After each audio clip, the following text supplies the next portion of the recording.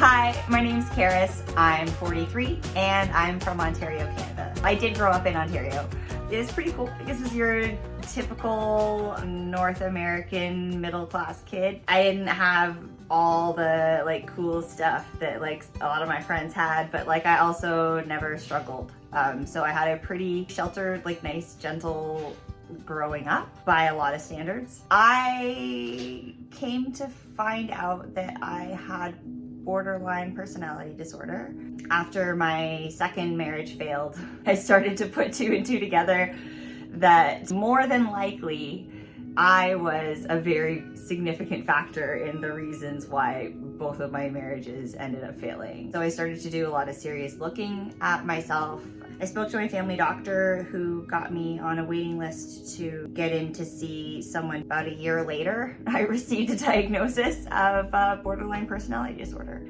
I have almost a reckless fear of abandonment. Right in the peak of the chaos at the end of my second marriage, I reacted to this fear of abandonment in very extreme ways. It was shocking to myself.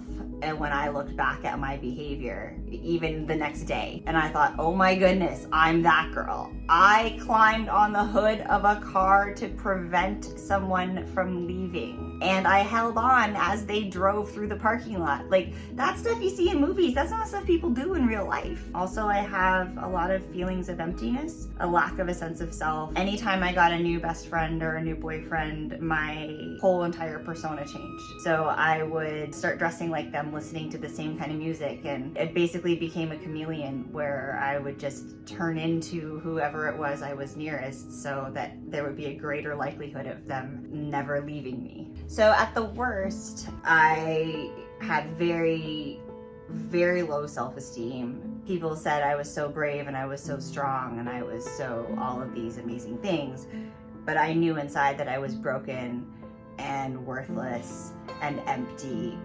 It didn't seem like something I could decide. It's just I knew that I was worthless to my core. Whatever I was feeling at the time, that is what I was, instead of just the emotion that I had.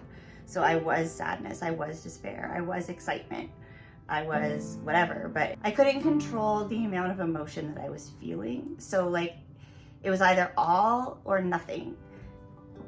So my borderline journey has me right now about halfway through a 6-month DBT skills program. I have noticed a huge difference in myself. First of all, as soon as I was diagnosed, I started listening to podcasts. Once I started seeing that there were people out there who were able to manage their disorder and to live full lives and at least have the semblance of sanity most of the time, I was like, that's a goal for me. And I think I'm pretty much there.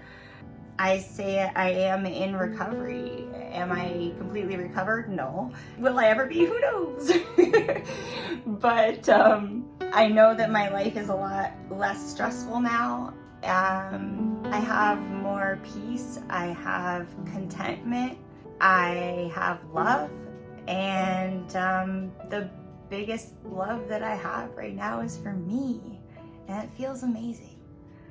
I still have really rough days where I'll be sobbing or screaming or just my emotions get the better of me. But every human does. And it's okay that I have those days because that's part of being a human. What's super cool for me is that now I feel like I have more days that I run the bus than my BPD does. So other than having borderline personality disorder, I am a construction worker, which I think is pretty cool. I started working in residential construction about 2 years ago. Absolutely love it. I've been a corrections officer. I've done all kinds of different things and I have so many hobbies. Right now I'm enjoying mosaic. I'll go camping out in the winter in the snow. But yeah, it's just some fun stuff about me, and I love cheese. One tip that I would give to anybody who is still struggling, just hang in there. And there is hope. Don't buy into any of the negativity about people with borderline. There are lots of us who are living amazing, full, just hopeful lives. More and more of us every day. So just hang in there. One thing that I hang on to that makes my life worth living, tears, is that I'm always doing my best. It doesn't matter if my best is the same today as it was yesterday. I'm always doing my best. When I get really overwhelmed by emotion, whether it's anger or fear or sadness, my mind always goes to a time when I was better, so that I can tell myself, see, you're no good. If I remember that the reality is, every single time I do something, I do my best, it's easier for me to have grace for myself.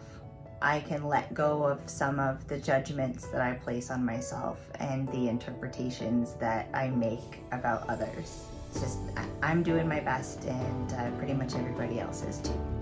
There's one thing I want people to know about me. It's that I'm pretty much an open book. What you see is what you get.